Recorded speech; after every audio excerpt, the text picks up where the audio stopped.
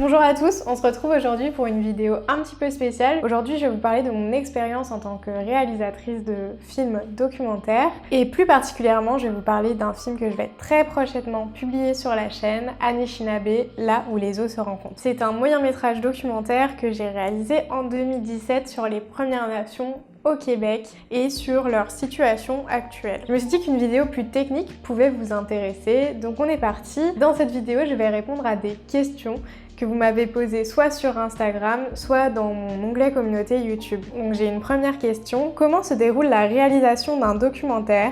Est-ce que les plans vidéo et le script sont déjà planifiés à l'avance avant le tournage ou est-ce qu'on les fait de manière freestyle sur place? Donc pour répondre à cette question, un documentaire, il s'écrit en amont du tournage.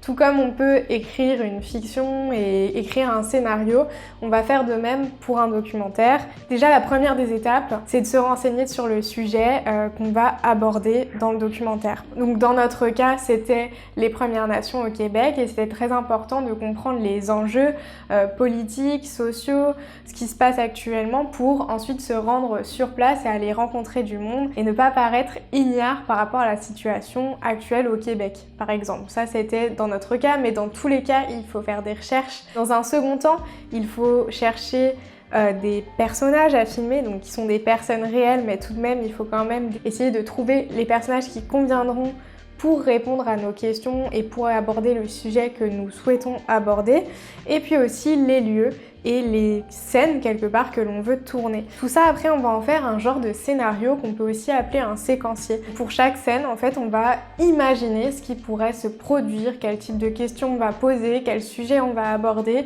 et quelles images vont accompagner ou quels lieux vont accompagner ces scènes-là. La seconde chose, c'est que quand on réalise un film, il faut toujours écrire un dossier pour savoir vers où on va, notamment avec une note de réalisation et une note d'intention. Bref, on a plein de choses à déterminer avant de partir et je pense que c'est ça qui fait un bon film aussi, c'est qu'il soit pensé en amont ou en tout cas qu'on soit conscient de ce qu'on va filmer et ça c'est extrêmement important. Donc on ne va pas sur le tournage sans écrire. Comment as-tu pris contact et engagé le dialogue? Il faut savoir que ce film il est co-réalisé avec une Québécoise et une Anishinaabe, donc Geneviève et Megan. Geneviève et Megan travaillaient en travail social, donc en études, et elles avaient déjà beaucoup de contacts chez les Premières Nations, donc dans différentes réserves dans la région où on se trouvait. C'est grâce à elles en fait que nous avons pu réaliser ce film. C'était vraiment un travail collaboratif qui mélangeait 3 cultures. As-tu des aides CNC, région, chaîne télé, investisseurs privés, françaises ou canadiennes, ou est-ce que le film est entièrement financé sur tes fonds propres? Alors il faut savoir que quand on est étudiant en cinéma, donc moi c'était en 3e année de licence que j'ai réalisé ce film, c'est encore bien loin de nous l'idée de se faire financer un film. C'est vraiment très compliqué, on n'est pas forcément très en lien avec des professionnels du milieu, par exemple des producteurs. Donc non, ce film n'a pas été produit et il n'a pas été financé par une chaîne de télé. Par contre, on a eu un financement qui a clairement permis au film de se faire. C'est un financement en fait directement de l'université qui a soutenu notre projet. Donc ça nous a clairement permis de mettre le projet sur pied. Mais bon, clairement, on a payé aussi beaucoup de choses de notre poche. Mais c'est comme ça au début quand on fait des films. Combien de temps ça t'a pris? Donc j'ai eu l'idée en arrivant parce que j'avais lu des livres avant d'arriver au Québec. Donc on va dire que j'ai commencé à penser au film début septembre et que le film a été diffusé dans la ville où était l'université fin avril, si je me trompe pas. Ça a pris 8 mois à faire le film, de la pensée à la diffusion en salle. Une question un petit peu plus personnelle, qu'est-ce que maintenant tu changerais si c'était à refaire? Déjà, je prendrais un ingé son. J'ai eu des personnes qui m'ont aidé bien sûr à faire des prises son, mais qui n'étaient pas professionnelles du son, et ça s'entend. Voilà. Sophie, t'essayes pas de faire le mot? Non, j'essaye d'enregistrer.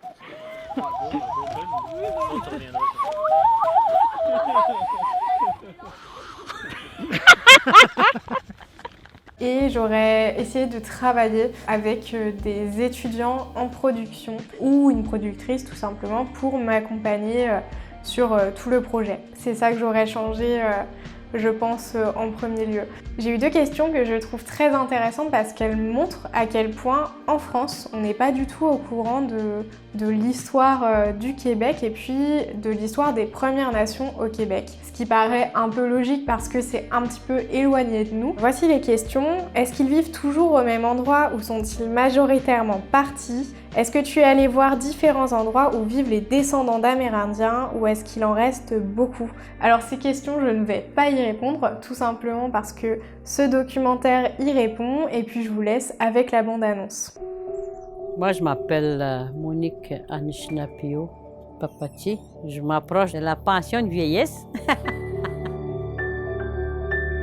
Moi, j'ai commencé à venir ici quand j'ai arrêté d'enseigner à l'âge de 50 ans. La communauté avait demandé d'accueillir des gens. J'ai commencé par mes élèves à moi. On restait ici une semaine à apprendre des choses sur la trappe, la culture, la langue. Ça rapporte beaucoup aux Autochtones, les jeunes qui apprennent, qui viennent ici, ils aiment ça, ils voient des choses. Au niveau des Allochtones, ben, ça crée un lien. Kitchisagik Chemenendagon Kitchisagik Edejikanyok. On se retrouve dans un cadre un tout petit peu différent pour la partie tournage parce que je vais accueillir un membre de l'équipe. Charles, bienvenue. J'ai l'impression d'être dans les coulisses d'un show télé, c'est incroyable. Ah oui. Du coup, j'ai eu quelques questions sur le tournage et je trouvais ça plus sympa de ramener quelqu'un d'autre de l'équipe pour cette partie. La première, c'était comment as-tu trouvé toute cette équipe qui t'a accompagnée? Donc, on n'était pas nombreux. Déjà, c'est la première... C'est facile à trouver. C'est plus facile à trouver. Et on était tout simplement tous dans la même université au Québec. C'est comment de tourner à -20? C'est vraiment pas pratique du tout. Il fait froid, le matos a froid, il faut... Et surtout, quand tu vas chez les autochtones, des fois tu as des... Comment ça s'appelle, les tentes? Il fait très humide et chaud dedans. Nous sommes actuellement dans l'endroit où nous allons dormir à... je sais pas combien. 30.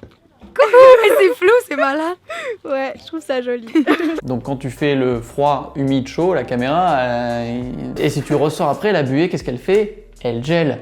Donc c'est un non. Donc du coup, il y a toute une dynamique différente de éviter les chauds froids, de faire un peu plus gaffe aux batteries. Bon, c'est une légende qui est pas tout le temps vraie, mais quand même. Faut bouger tout le temps, il faut avoir des bons gants qui sont quand même pas trop épais pour pouvoir manipuler. Mais voilà, c'est plein de petites contraintes un peu plus chiantes, mais ça va. C'est quoi le rapport des rushs qui a été gardé? Je sais pas, on est peut-être sur 12 heures. Ouais, c'est ça.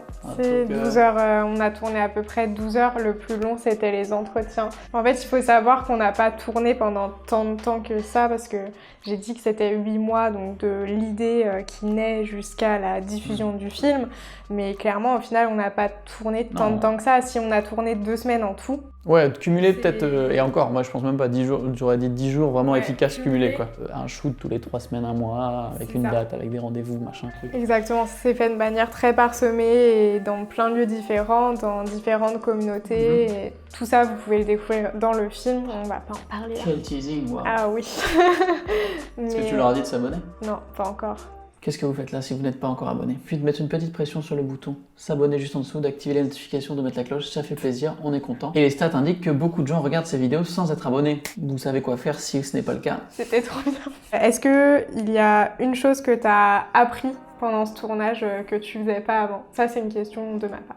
On avait pas mal parlé du comment, c'est pas faire durer le temps, mais en gros, faire des plans d'illustration qui servent à couvrir un récit fait par quelqu'un pour donner l'impression qu'on a plein d'angles différents, plein de plans, alors qu'au final, sur le moment, on filme juste un truc et on peut pas. On les récupère ailleurs et on en refait quelque chose. Enfin bref. La scène, quand on était dans la petite maison, là, on a tourné plein de plans sous des angles différents avec la caméra pour ensuite recréer un moment qui semble le même, en fait. Alors que c'est mais sur alors 2 heures, que, quand même. voilà, exactement.